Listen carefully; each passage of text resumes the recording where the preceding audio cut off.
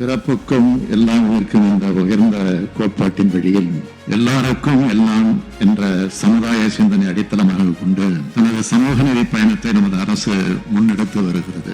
சமுதாயத்தின் அனைத்து தரப்பு மக்களையும் கல்வி மற்றும் வேலை வாய்ப்புகளை பெறுவதில் சம வாய்ப்புகளையும் சம உரிமைகளையும் கொண்டவர்களாக மாற்றுவதன் மூலம்தான் உண்மையான பரவலான பொருளாதார வளர்ச்சி அடைந்த சமுதாயமாக நாம் மாற இயலும். அந்த நோக்கத்தோடு தான் கல்வி, சமூகம் மற்றும் பொருளாதாரம் ஆகிய தளங்களிலும் அனைத்து தரப்பு மக்களிடையும் ஒரு சமநிலையை கொண்டு வருவதற்காக இடஒதுக்கீட்டு கொள்கை நடைமுறைப்படுத்தப்பட்டு வருகிறது. இதனால் தாழ்த்தப்பட்டோர், பிற்படுத்தப்பட்டோர், மிகவும் பிற்படுத்தப்பட்டோர், சிறுபான்மையினர் மற்றும் மாற்றுத்திறனாளிகள் என சமுதாயத்தின் அனைத்து தரப்பு மக்களும் ஒருங்கே வளர்ச்சி அடைய வழிவகை செய்து அதனை கடைபிடித்து வருகிறோம். மாண்புமிகு பேரவைத் தலைவர் அவர்களே, சமீப காலமாக சாதிவாரிய கணக்கெடுப்பு மேற்கொள்ளப்பட வேண்டும் என்ற கோரிக்கை பரவலாக பேசப்பட்டு வருகிறது. நேற்று முன்தினம் கூட இதே பேரவையில் பாட்டாளி மக்கள் கட்சியினுடைய மரியாதைக்குரிய உறுப்பினர் திரு கோகா மணி அவர்கள் பேசும்போது கூட சாதிவாரிய கணக்கெடுப்பை மாநில அரசு மேற்கொள்ள வேண்டும் என்ற ஒரு கருத்தினை தெரிவித்திருந்தார். சாதிவாரிய கணக்கெடுப்பு மேற்கொள்ளப்பட வேண்டும் என்பதுதான் திராவிட முன்னேற்ற கழகத்தினுடைய கருத்தும் என்பதை முதலில் இங்கு தெரிவித்துக் கொள்கிறேன். மிகவும் முக்கியத்துவம் வாய்ந்த இப்பொருள் குறித்து இந்த பேரவைக்கு முழுமையான விவரங்களை எடுத்துரைப்பது சரியானதாக இருக்கும் என்று நான் கருதுகிறேன். தேசிய மக்கள் தொகை கணக்கெடுப்பு என்பது, அதாவது ஒன்றிய அரசால் மக்கள் தொகை கணக்கெடுப்பு சட்டம், அதாவது சென்சஸ் ஆக்ட் 1948 கீழ் மேற்கொள்ளப்படும் ஒரு மாபெரும் பணி. இது ஆங்கிலேயர் ஆட்சி காலத்திலிருந்து 100 ஆண்டுகளுக்கு மேலாக தொடர்ந்து 10 ஆண்டுகளுக்கு ஒரு முறை ஒன்றிய அரசால் நடத்தப்பட்டு வரும் ஒரு மாபெரும் பணி. மக்கள் தொகை தொடர்பான புள்ளி விவரங்கள் அனைத்தும் இக்கணக்கெடுப்பின் மூலம் சேகரிக்கப்பட்டு ஒன்றிய அரசால் தொகுத்து வெளியிடப்படுகிறது. மக்கள் தொகை கணக்கெடுப்பை சட்டத்தின் பிரிவு 3 படி ஒன்றிய அரசுதான் மக்கள் தொகை கணக்கெடுப்பை நடத்த வேண்டும். ஆனால் பொது வெளியில் பரவலாக தெரிவிக்கப்படும் ஒரு கருத்து என்னவென்றால், புள்ளி விவர சட்டம் 2008, அதாவது கலெக்ஷன் ஆஃப் ஸ்டாட்டிஸ்டிக்ஸ் ஆக்ட் 2008 அடிப்படையில் சாதிவாரி கணக்கெடுப்பை மாநில அரசு மேற்கொள்ளலாம் என்பதாகும். இந்த சட்டத்தின்படி மாநில அரசுகள் சமூக பொருளாதார புள்ளி விவரங்களை சேகரிக்க வழிவகை செய்யப்பட்டுள்ளதை தவிர, இதே சட்டத்தின் பிரிவு 3 உட்பிரிவு ஆ படி இந்திய அரசியலமைப்பு சட்டத்தின் 7வது அட்டவணையில் உள்ள இனங்கள் தொடர்பாக புள்ளி விவரங்கள் சேகரிக்க இயலாது.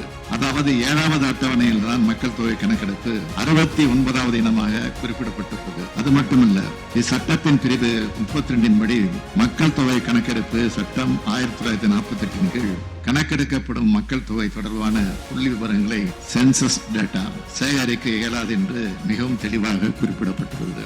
மேலும் இப்பொருள் தொடர்பான தற்போது மாண்புமை உச்சநீதிமன்றத்தில் நிலுவையில் உள்ளது. மாண்புமிகு பேரவைத் தலைவர்களே, இந்நிலையில் பொதுவெளியில் சில தவறாக புரிந்து கொள்ளும்படி 2008 ஆண்டு புள்ளி விவரங்கள் சேகரிக்கும் சட்டத்தின் கீழ் சாதிவாரி மக்கள் தொகை கணக்கெடுப்பு மேற்கொள்ள இயலாது.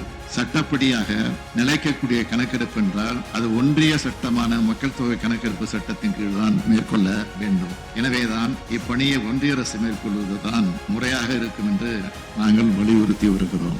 அரசியலமைப்பு சட்டம் பிரிவு 246 படி மக்கள் தொகை கணக்கெடுப்பு ஒன்றிய அரசின் பட்டியலில் வைக்கப்பட்டு 10 ஆண்டுகளுக்கு ஒரு முறை மேற்கொள்ள வேண்டிய அடிப்படையான பணியான மக்கள் தொகை கணக்கெடுப்பினை 2021 ஆண்டு மேற்கொள்ளாமல் ஒன்றிய அரசு இன்று வரை காலந்தாழ்த்தி வருவதென்றால், முதல் ஆண்டு கோவிட் பெருந்தொற்றை காரணமாக சொன்னார்கள்.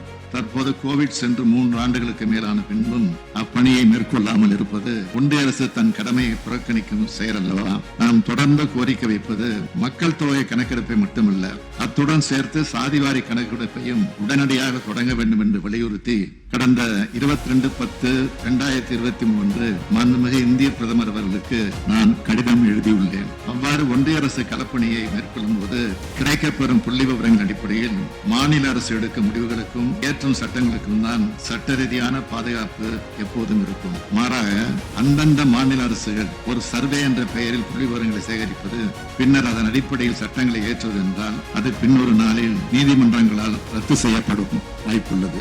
எனவேதான் இந்த காரணங்களின் அடிப்படையில் ஏற்கனவே தாமதப்படுத்தப்பட்டுள்ள தேசிய மக்கள் தொகை கணக்கெடுப்பை ஒன்றிய அரசு உடனடியாக தொடங்க வேண்டும் என்றும், அத்துடன் சாதிவாரியான மக்கள் தொகை கணக்கெடுப்பையும் சேர்த்து நடத்த வேண்டும் என்றும் இந்த பேரவை வாயிலாக பின்வரும் தீர்மானத்தை நான் முன்மொழிய விரும்புகிறேன். தீர்மானம்: இந்திய மக்கள் அனைவருக்கும் கல்வி, பொருளாதாரம், வேலைவாய்ப்பு ஆகிய அனைத்திலும் சம உரிமையையும் சம வாய்ப்பையும் கிடைப்பதை உறுதி செய்யும் வகையில் திட்டங்களை தீட்டி சட்டங்கள் ஏற்ற வழிவகை செய்ய சாதி வாரியான மக்கள் தொகை கணக்கெடுப்பு அவசியம் என்று இப்பேரவை கருதுகிறது. எனவே 2021 ஆண்டு மேற்கொண்டிருக்க வேண்டிய மக்கள் தொகை கணக்கெடுப்பை உடனே தொடங்க வேண்டும் என்றும், அத்துடன் இம்முறை சாதி வாரியான கணக்கெடுப்பையும் இணைத்தே நடத்த வேண்டும் என்றும் ஒன்றிய அரசை பேரவை ஒருமனதாக வலியுறுத்துகிறது. இந்த தீர்மானத்தை மாண்புமிகு உறுப்பினர்கள் அனைவரும் ஒருமனதாக நிறைவேற்றி தர வேண்டும் என்று கேட்டு அமைகிறேன்.